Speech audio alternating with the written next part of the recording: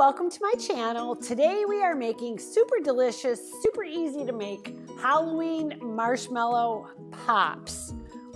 Start by cutting the paper treat straw on a diagonal to create a point. Slide 3 marshmallows on the stick.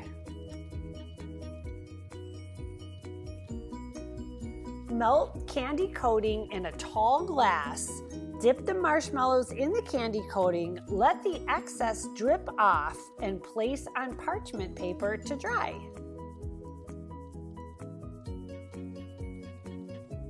Drizzle melted black candy coating over the marshmallows, then the orange,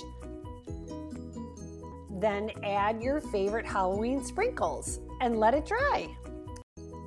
Thank you so much for watching my video, and for all things creative, delicious, and fun, subscribe to my channel.